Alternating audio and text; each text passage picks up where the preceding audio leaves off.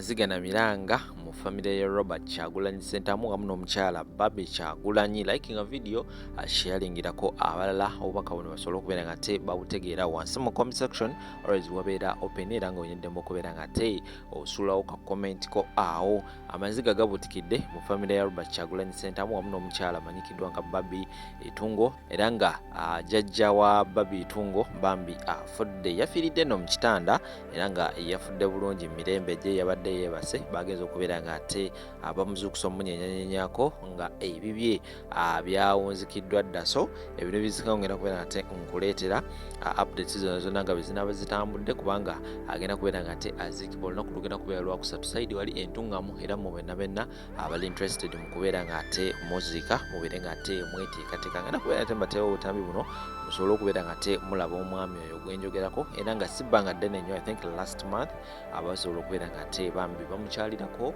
era yali musanyufu nnyo ng'alabye ku bazzukulu be so abambi mwongera okubeera nga ate mubagumya naddala ba family ya Robert Kyagulanyi Ssentamu olw'embeera eyo eriwo mu maka ago. Robert Kyagulanyi essaawa eno ali mu ggwanga lya Canada era nga ali mu nteekateeka okubeera nga ate akomawo asobola okubeera nga ate yeetaba butereevu mu kuziika ebintu ebizikaawo ajja kubeera nga ate nkuleetera ebisingako ng'amaze okubeera nga ate atuuka mu ggwanga Uganda kambatse video zino for now ate kumona mawulire amalala mangi nnyo tokwaavu.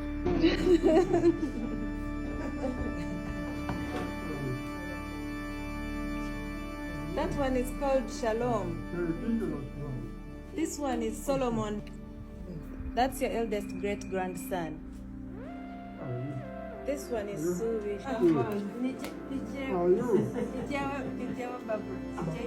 You are? Are you? Yes, it is. May I confirm? Yes, it You are, yes. I haven't stolen information before. One was Omokano Gamba, no, you shall point it say.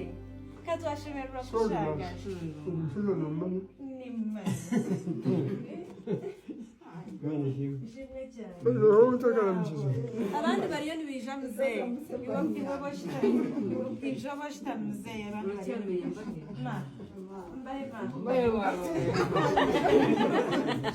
arayizi ndakurahiye.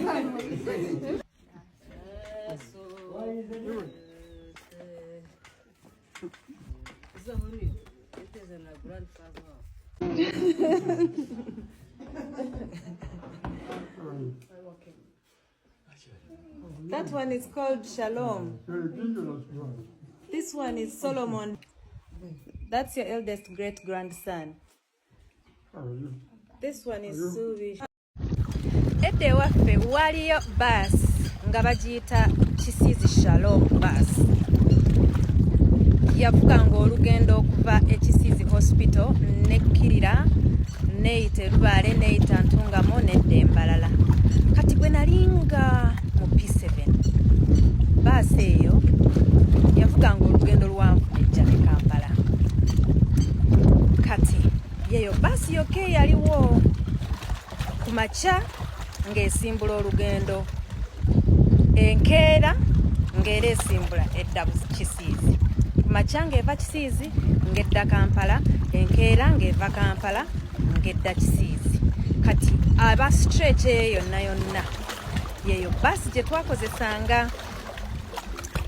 Kati lumu maama nga ŋŋamba nti tugenda Kampala, tugenda kukyalira maama wange omuto. Maama mbuulira wabulayo ennaku nga 2 tujje Kampala. Kaakati bwambuulira nkyamuukirira.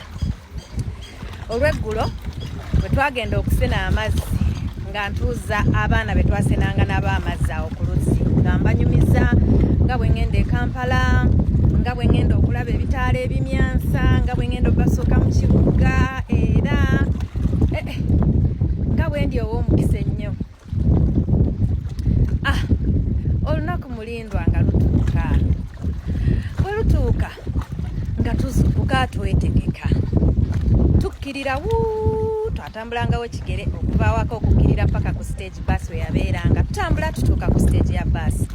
Bwe twatuuka ku stage ya bus bwe tuti ne wayitawo abaali bavuga amata nga bagatwala ku diary ne batugala naye ate nga baasi ebalese baasi eyiseewo bwe tutyo baasi ne tugisubwa nga tulina okuddamu tutambula akagendo tudde ewaffe. Bannange olw'eggulo olw'okusena amazzi mulowooza terwatuuka era lwayanguwa ne ŋŋenda ku luzzi abaana abaali bandaba ku ssaawa eyo nga beebuuza ate ono yatugambye agenda e Kampala nga teyagenze nga banjeeya nga banyimbamu obuyimba nga mpulira bubi nnyo ennaku ng'enkwata abaana nga banyimba abaana nga banjeeya abaana nga bankolamu obuzannyo. Bwe nadda eka nga nnyumiza maama wange nga mami nabadde wali ku luzzi abaana nga bansekerera abaana nga baŋŋamba e Kampala sigenze maama wange nga mpuliriza teyali mubi. Nambuuza kyakuyiga kikyogjeemu mu ekyo nga mugamba nze sina kyakuyiga kyenfunyeemu naŋŋamba mwana wange njagala oyige nti tebanyumya bitanabaawo mu bulamu toyogeranga pulaani zo bw'obanga owulira omumwa gukusiiwa ng'oyagala kwogera bibuulire nga nze oba muganda wo gwe weesiga obulungi oba omubeezi wo bw'oba omwesiga oba abantu b'olaba nga weesigira ddala naye si buli omu nti olina kumubuulira ebyo by'opulaninga okukola. Maama ekigambo ekyo yakiŋŋamba nakikwata bukusu era njagala olwaleero naawe alaba vidiyo eno oleme kwenyumya. Si buli akwetoolodde nti akwagaliza birungi nti oba akwagaliza okuwangula mu bulamu.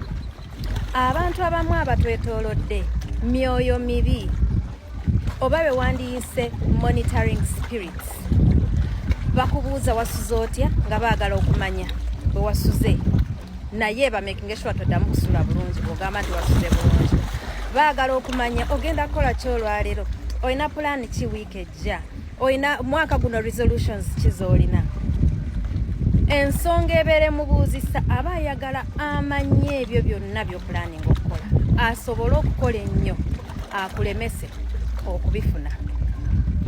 Si buli akwetoolodde nti akwagaliza birungi era bw'obanga olina by'oyagala okukola tobinyumyanga yogeranga biwedde.